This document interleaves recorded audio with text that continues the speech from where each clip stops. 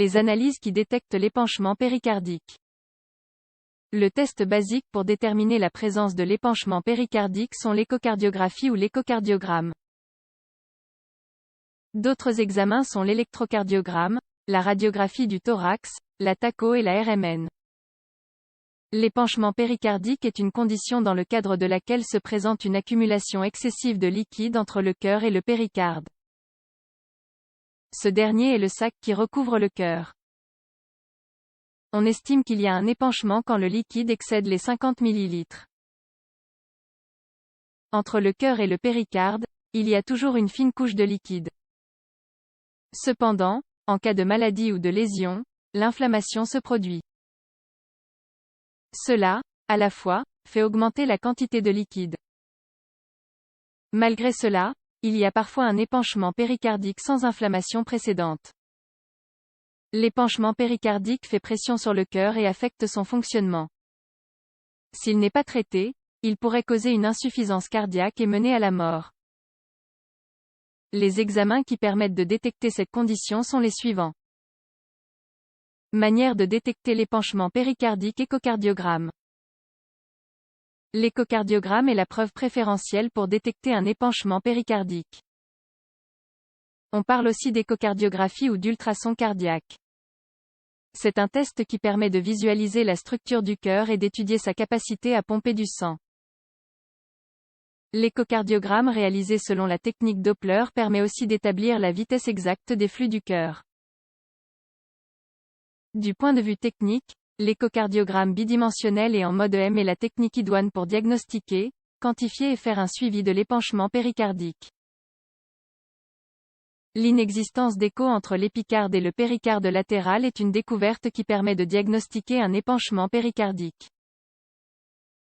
Le cardiologue déterminera la taille de l'épanchement à partir de la quantité d'espace qu'il y a entre les deux couches du péricarde.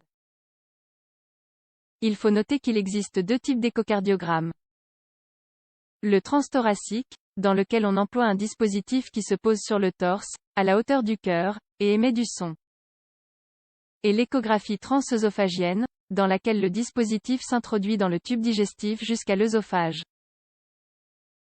Cette dernière apporte des données plus détaillées. Électrocardiogramme.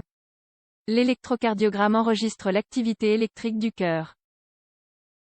En gros, cela permet d'évaluer le rythme et la fonction cardiaque. L'épanchement péricardique cause des altérations dans le graphique, mais celles-ci ne sont pas spécifiques. D'habitude, on voit certaines anomalies dans le complexe QRS. Ce dernier est un vecteur qui reflète la somme de toutes les charges électriques qui se produisent dans les cellules des ventricules. En général, quand il y a un épanchement péricardique, on observe une réduction dans le voltage du QRS. Ainsi, on observe dans ces cas un aplanissement des ondes T. Si l'épanchement est très sévère et qu'il y a tamponnade, on observe une alternance électrique. En général, l'onde P se voit large et bimodale, ce qui indique une anomalie. Radiographie thoracique, TACO ou RMN. La radiographie du thorax consiste en une prise d'image avec des rayons X qui permet de visualiser tous les organes de la zone thoracique. Aussi, la tomographie axiale calculée par ordinateur, ou TACO, est un examen qui emploie des rayons X et permet d'obtenir des images sous forme de coupe transversale ou en troisième dimension. D'autre part, la résonance magnétique nucléaire, RMN, est un examen permettant d'obtenir des images détaillées de l'intérieur du corps, en 2 ou 3 dimensions. Cela apporte beaucoup d'informations plus spécifiques que celles découlant de la radiographie ou de la TACO.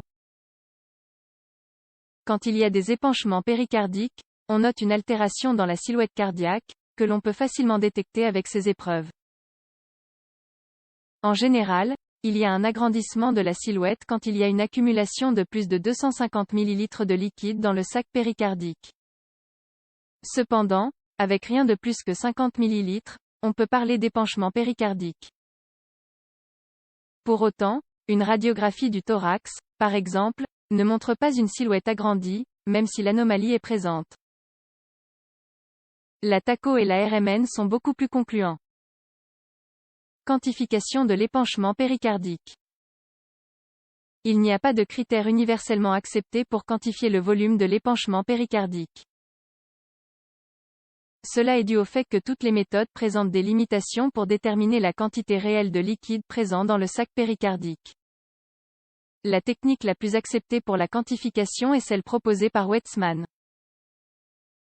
Elle se base sur l'échocardiographie en mode EM. Elle propose d'ajouter les espaces libres d'écho dans les sacs antérieurs et postérieurs à la fin de la diastole. Ici, on parle d'épanchement léger quand la somme est de 10 mm ou moins, modéré entre 10 et 19 mm et sévère quand elle est de 20 mm ou plus. Il est important d'écarter la présence de tumeurs cardiaques et kystes péricardiques, avant d'émettre un diagnostic. Ainsi, vérifier qu'il n'y ait pas d'épanchement pleural ou de graisse épicardique est essentiel.